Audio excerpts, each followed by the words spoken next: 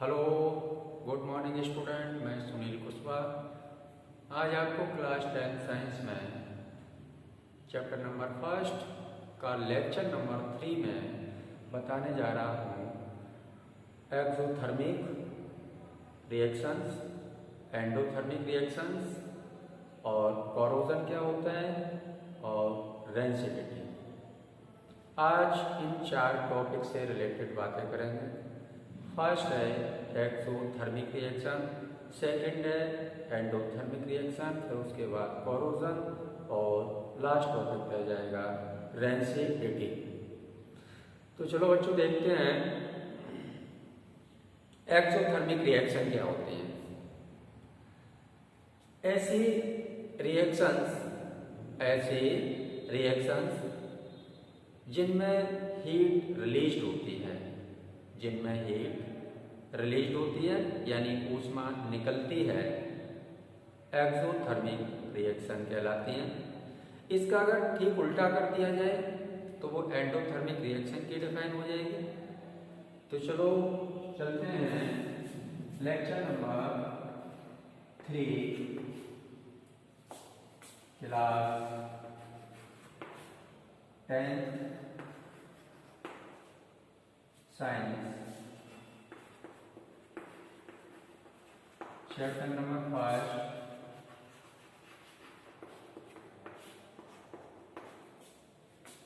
Chemical reaction and यूकेशन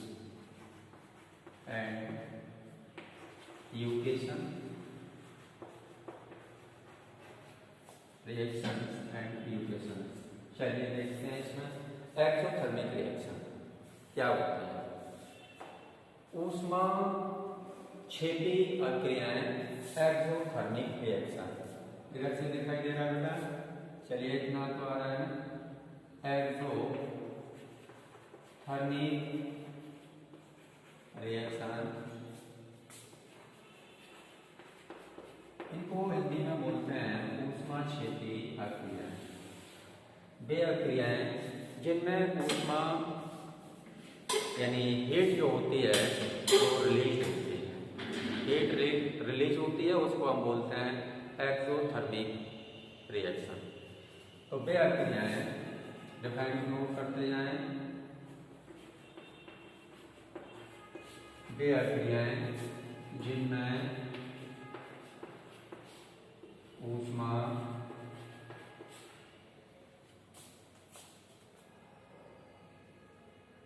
निकलती है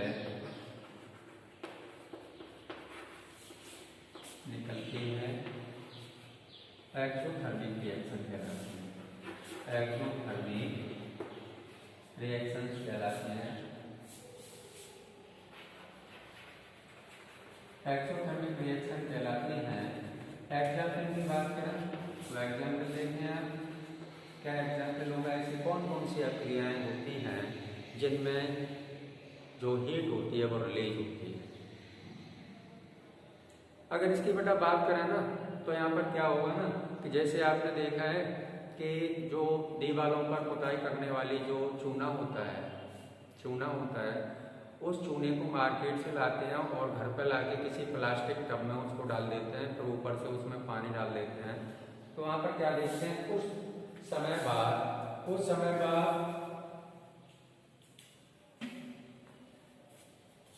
वो जो पॉट होता है, प्लास्टिक पॉट होता है, वो हीट होने लगता है। हीट क्यों होने लगता है? क्योंकि उसमें से चूने में से हीट निकलती है, यानी ऊष्मा निकलती है उसमें से, इसलिए वो पॉट होता है, प्लास्टिक टब जिसे बोलते हैं, वो गर्म पड़ने लगता है।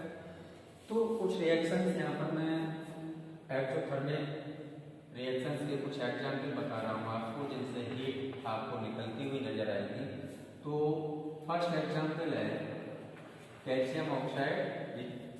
चूने का फॉर्मूला है बेटा, चूने का फॉर्मूला है कैल्शियम ऑक्साइड।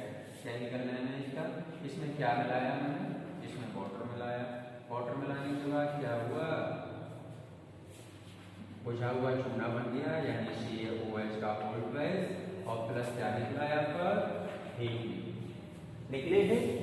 अब देखिए आप, लकड़ी है, कोयला है, लकड़ी है या कोयला है, तो कार्बन को जब भी जलाया जाता है तो ऑक्सीजन की प्रेजेंस में जलाएंगे कार्बन को, या किसी भी कोयले को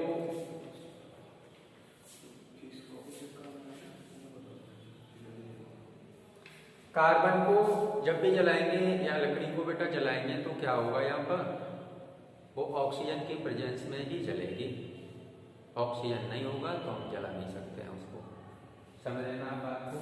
तो कार्बन को हम किसकी प्रेजेंस में जलाने जा रहे हैं, ऑक्सीजन की प्रेजेंस में जलाने जा रहे हैं। तो कार्बन जब जलेगा तो क्या होगा, यहाँ पर CO2 गैस बनेगी बेटा, और क्या निकलेगी यहाँ पर, हीट। यहाँ पर हीट भी निकलेगी। तो ये एग्जाम्पल किसके हैं, एक्सोथर्मिक रिएक्शंस के एग्जाम्पल हैं बेटा ये। नेक्स्ट है एंडोथर्मिक रिएक्शन, सेकेंड टाइप है, ये तो फर्स्ट टाइप हो गया। सेकेंड है एंडोथर्मिक रिएक्शन। एंडोथर्मिक रिएक्शन क्या होती है, वे रिएक्शंस जिनमें जो हीट होती है वो एब्जॉर्ब होती है, वे अभिक्रियाएं जिनमें ऊष्मा अवशोषित होती है, एंडोथर्मिक रिएक्शन कहलाती है। केवल दो बातें याद रखना है कि एक्सोथर्मिक में जो हीट होती है वो रिलीज होती है, और एंडोथर्मिक में जो हीट होती है वो एब्जॉर्ब होती है, अवशोषित होती है, एब्जॉर्ब होती है। तो एग्जाम्पल की बात करें तो यहाँ पर क्या लिखा जाएगा बेटा, इसमें जो हीट होती है वो क्या होता है, डिफाइन तो अपने आप बना सकते हैं। ऊपर वाली डिफाइन में क्या लिखा था कि वहां पर जो हीट होती है वो रिलीज होती है, नीचे वाली में हीट एब्जॉर्ब होती है, और दो लैंग्वेज वही लिखनी है आपको। तो हीट एब्जॉर्ब होती है,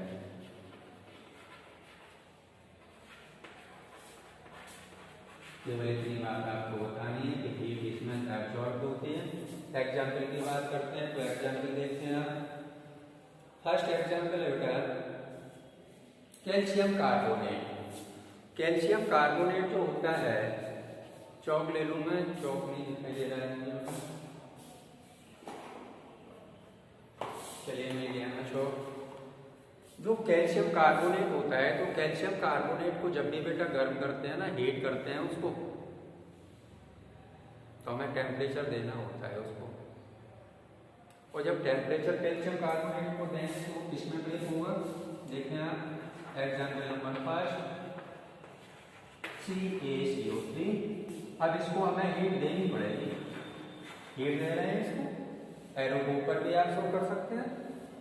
तो हीट देने पर क्या होगा, कैल्शियम ऑक्साइड बनेगा और प्लस CO2 गैस भी निकलेगी।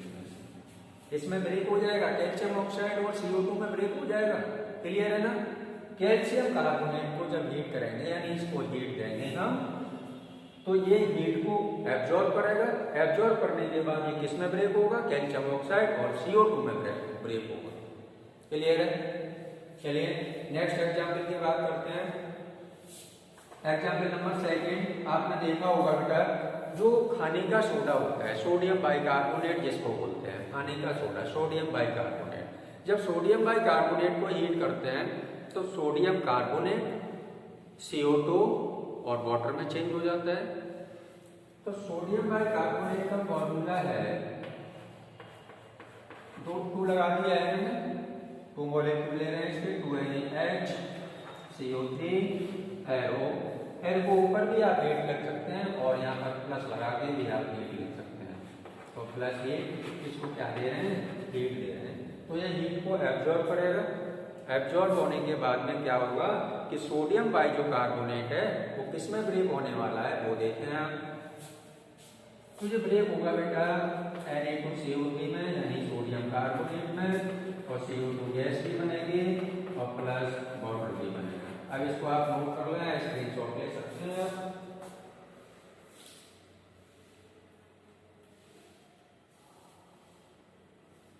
स्क्रीनशॉट ले सकते हैं आप, जल्दी ले लें आप।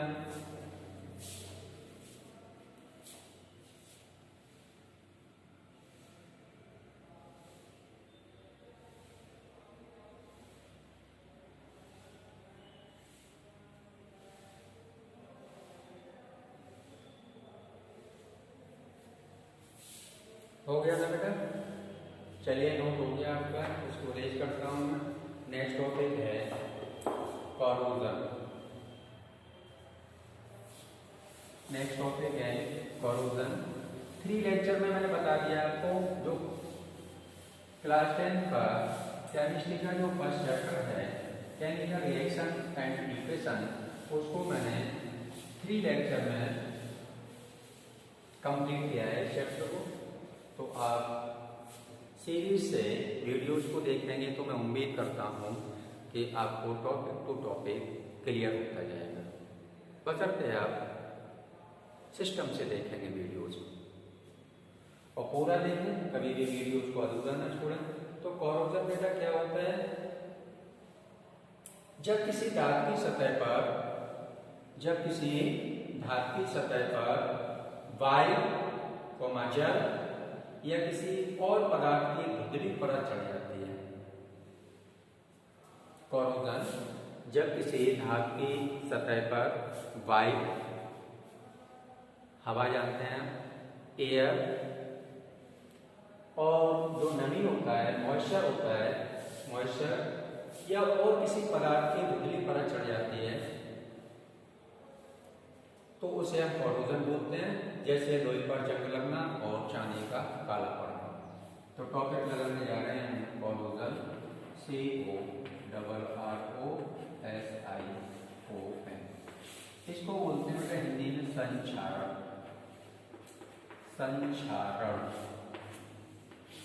देखिए डिफाइन को मैं यहाँ पर नोट कर रहा हूँ, आप भी मेरे साथ नोट कर सकते हैं, फिर मैं आपको बताऊंगा इसके एग्जाम्पल्स कि किस तरीके से कोरोजन होता है मेटल्स का। तो जब किसी धातु की सतह पर, डिफाइन नोट करें आप, जब किसी धातु की सतह पर,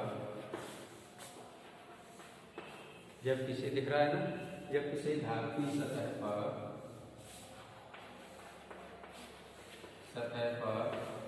वायु जल और अन्य पदार्थ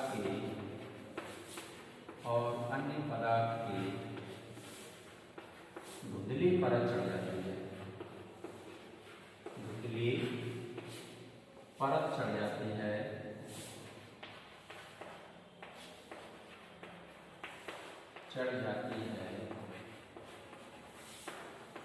तो उसे कोरोजन यानी संक्षारण कहते हैं। तो उसे संक्षारण कहते हैं, कोरोजन कहते हैं, इसको संक्षारण कहते हैं। तो मैंने लिखा है जब किसी धातु की सतह पर वायु, जल और किसी अन्य पदार्थ की, और किसी, सही कर लें सेंटेंस को, और किसी अन्य पदार्थ की धुंधली परत चढ़ जाती है तो उसको हम संक्षारण कहते हैं। मैं बता दूं एग्जाम्पल में, जैसे फर्स्ट एग्जाम्पल है लोहे पर जंग लगना, लोहे पर जंग लगना,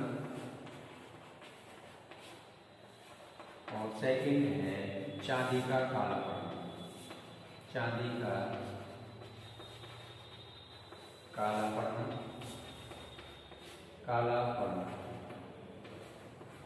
चलिए देखें आप कि जो आयरन होता है उसको हम किसी खुले स्थान पर रख देते हैं तो वहाँ उसको आयरन को नमी भी मिलती है, नमी को भी एब्जॉर्ब करता है, एयर भी उसको मिलती है।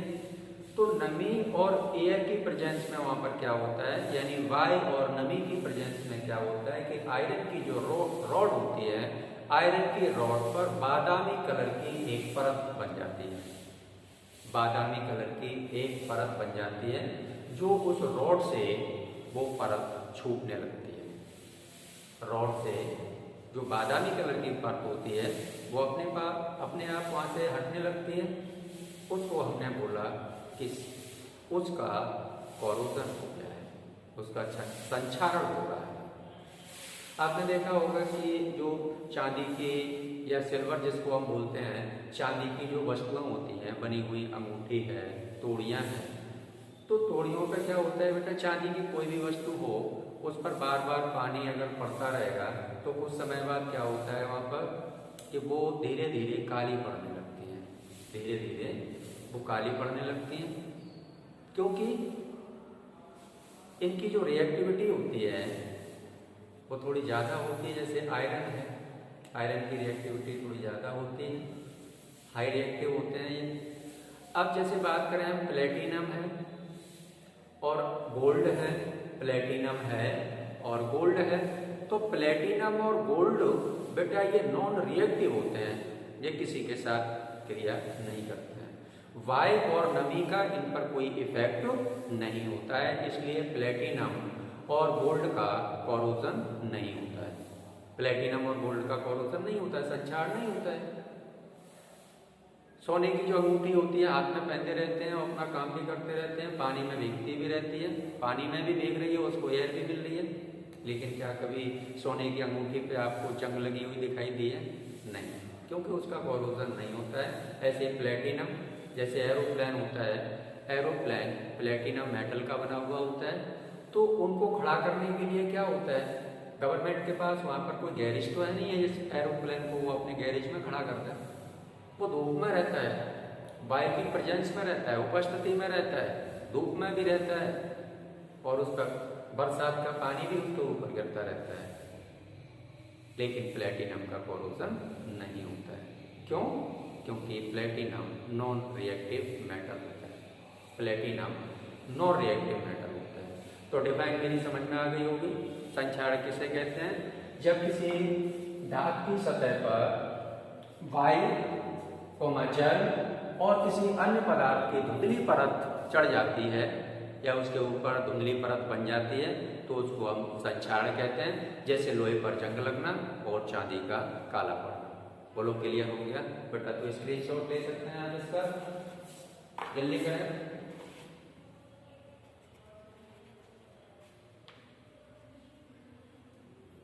नेक्स्ट है रेंसिडिटी। रेंसिडिटी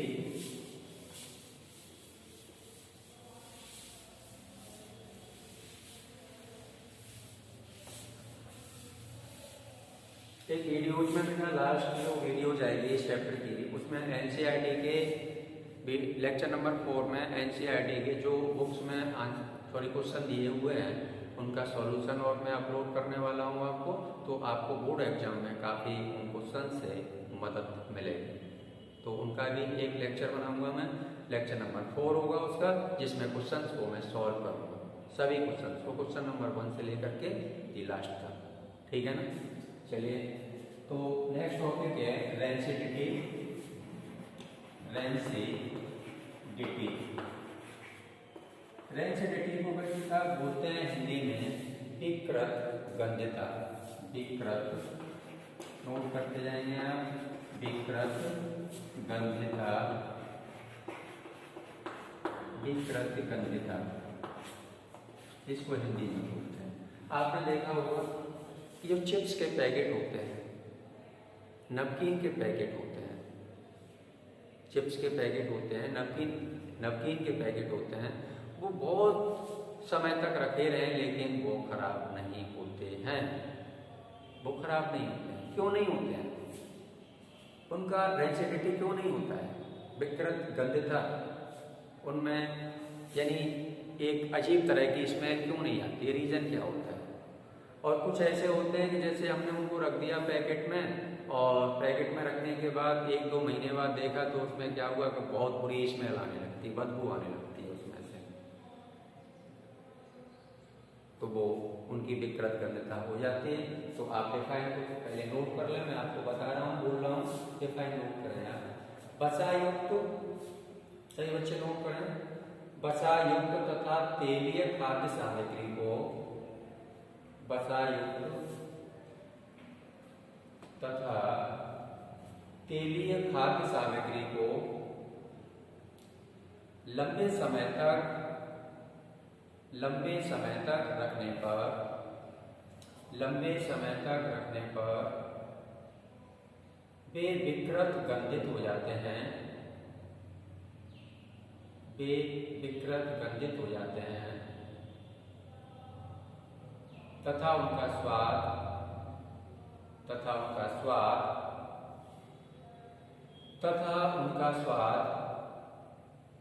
व गंध बदल जाते हैं।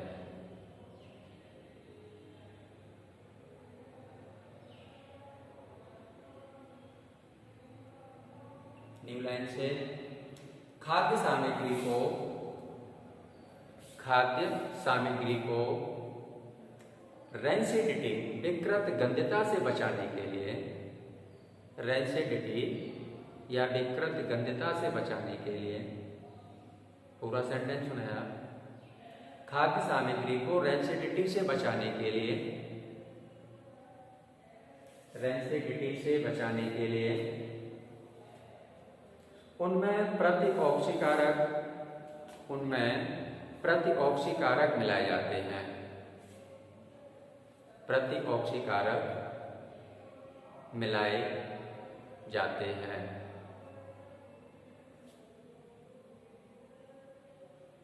प्रतिऑक्सीकारक मिलाए जाते हैं। हो गया ना बेटा?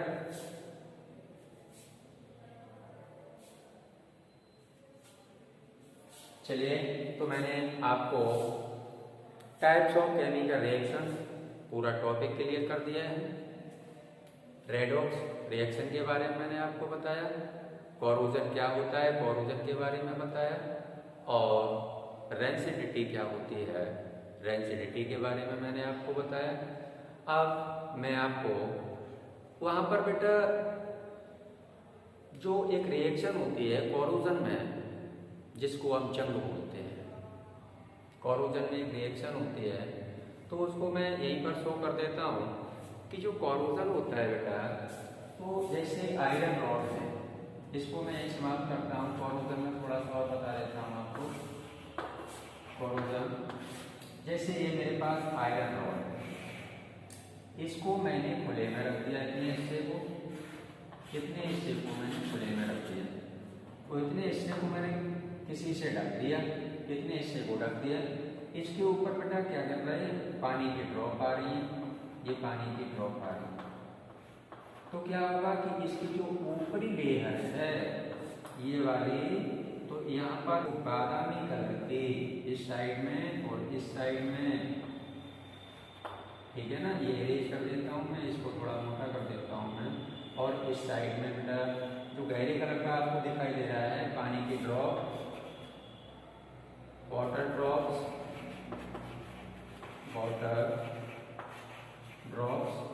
और ये है क्या है, बादामी रंग की जो ये परत चढ़ रही है, बादामी रंग की परत चढ़ रही है, इस पर बन रही है बादामी रंग की परत। केवल कितने में, जो खुला हुआ है पार्ट हमारा, जो खुला हुआ है, खुले हुए का मतलब ये है जो आयरन रॉड मैंने ली है, आधी आयरन रॉड को किसी से ढक दिया है मैंने, आधी आयरन रॉड को मैंने खुला रख दिया है, तो जो खुला उसका भाग है उस पर हमने क्या देखा, उस पर हमने देखा कि वायु और नमी की प्रेजेंस में, वायु और नमी की प्रेजेंस में उस पर एक बादामी रंग की मोटी परत बन रही है, जिसको हम क्या बोलते हैं, कोरोजन बोलते हैं। अब यहाँ पर देखते हैं कि यहाँ पर एक जो रिएक्शन होती है, तो रिएक्शन को हम शो करने जा रहे हैं, Fe2O3 प्लस XH2O, यानी वाटर के बहुत सारे मॉलिक्यूल्स हैं, एक मॉलिक्यूल्स नहीं है। बरसात का पानी जब ऊपर से गिर रहा है तो कोई नाप के नहीं ऊपर से डाल रहा है, अनलिमिटेड पानी गिर रहा है, क्या मालूम कितना पानी उसके ऊपर गिर रहा है, अनलिमिटेड गिर रहा है बरसात का पानी।